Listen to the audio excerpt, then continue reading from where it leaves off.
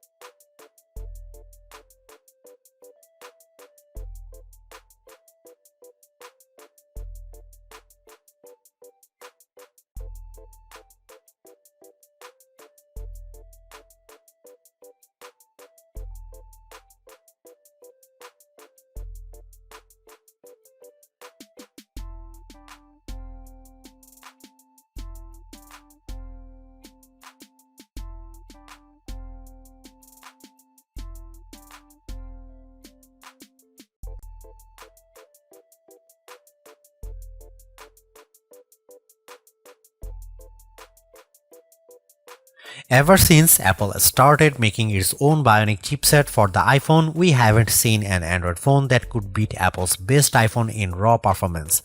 That ends with the Galaxy S24 Ultra. The Ultra is just as fast as the iPhone 15 Pro Max, and in many ways, it's even faster. You may never notice the performance gains, but I have to give credit where credit is due. Qualcomm and Samsung have managed to top Apple's silicon for the first time in years. What does that mean? In the real world, everything that you could do on your smartphone, you can now do faster. If you play games like Call of Duty Mobile or Genshin Impact, you can play at the highest settings and experience fluid frame rates and shutter-free gaming. Pair your game with an Xbox or PlayStation controller via Bluetooth and you will be destroying noobs on pathetic pixels and cheap Motorola phones in your multiplayer arena of choice. Seriously, having a phone that responds so quickly to your commands and movements is a huge win for multiplayer games. Is the Galaxy S24 Ultra a gaming phone? Then you'd better believe it. I tested the Galaxy S24 Ultra against the Asus ROG Phone 8 Pro, a phone that is truly made for gaming. The Galaxy S24 Ultra had no problem beating the ROG Phone 8 in every metric, even producing a higher frame rates on the newest games. If gaming is not your thing, you can still feel the performance benefits. I edit photos in Adobe Lightroom, and on my Galaxy S24 Ultra I can move the adjustment sliders freely and watch my photo change in real time. In side-by-side tests using the new Adobe Intelligent Masking features, the Galaxy S24 Ultra was able to find and select my foreground subject in seconds faster than my older Galaxy S23 Ultra. The only features that cause a delay on the Galaxy S24 Ultra are the new AI features, and that's ironic. For the first time in years, Samsung commands a lead over its rival Apple, but it loaded the Galaxy S24 Ultra with AI features that Apple has skipped so far. Instead of feeling like everything moves faster on my Galaxy, I have to wait while the AI composes new text messages or makes edits in the photo gallery. Those features aren't worth the wait if there was no waiting. If writing suggestions appeared in real time the way Adobe Lightroom changes my photos, I'd be amazed by the AI tools and I'd use them more often. Instead, every time I see the AI starts logo appear, I see a stop sign.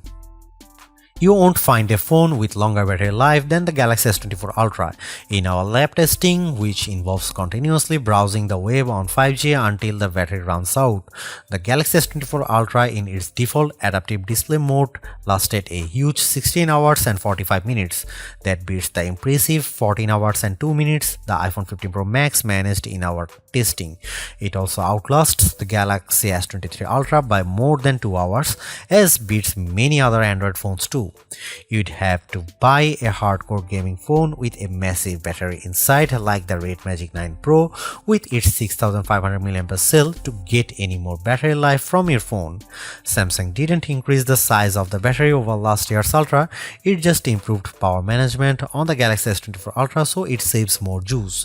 The adaptive screen settings can be aggressive, but you can turn them off if you need a bright display all time. You can also adjust settings like screen resolution and processor performance to save more power.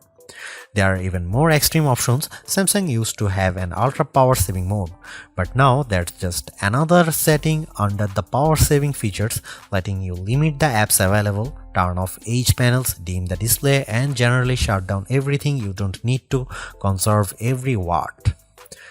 There should be a more intelligent power management option that reads your habits and adapts the power saving to the way you use the Galaxy S24 Ultra. Oh wait, there is a such mode and it's called adaptive power saving, but you will never find it. Adaptive power saving is buried under the settings menu, then under device care. Then you have to tap the battery graph, which is a button that doesn't actually look like a button, but trust me, it's a button. Then tap power saving, which also looks like plain text and not a button. Again, it's a button. Hooray!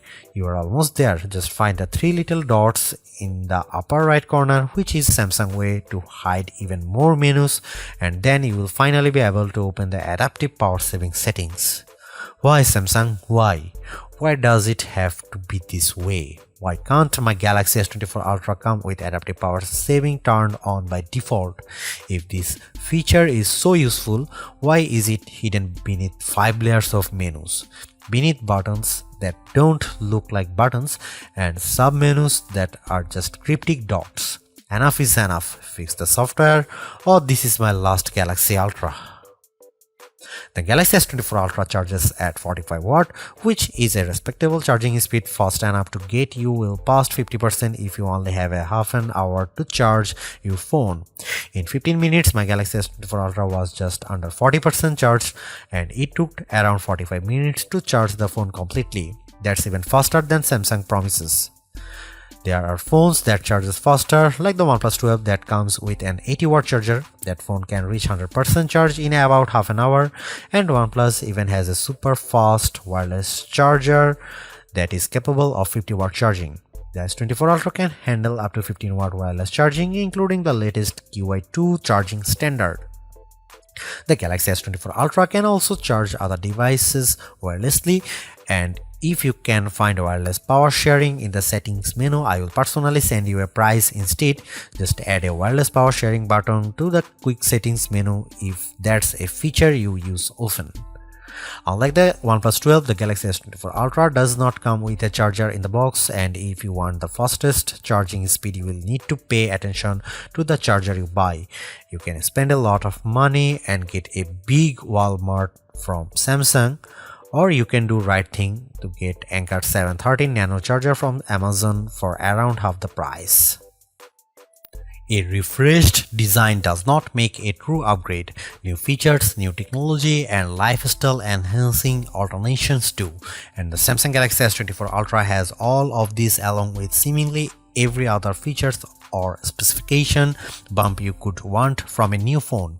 Not only is it worth buying if you don't already own a Galaxy Ultra phone, I'd even say it's worth buying if you have a Galaxy S23 Ultra. It's really that good.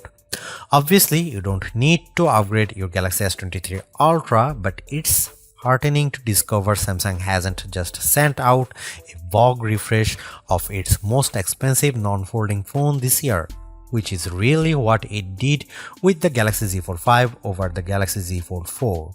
The Galaxy AI stuff is being pushed hard, and while some of it is worth your time, it's not a reason to choose the Galaxy S24 Ultra on its own. It's a combination of all its parts, from the amazing battery life to the genuinely improved camera, that makes it a must-buy.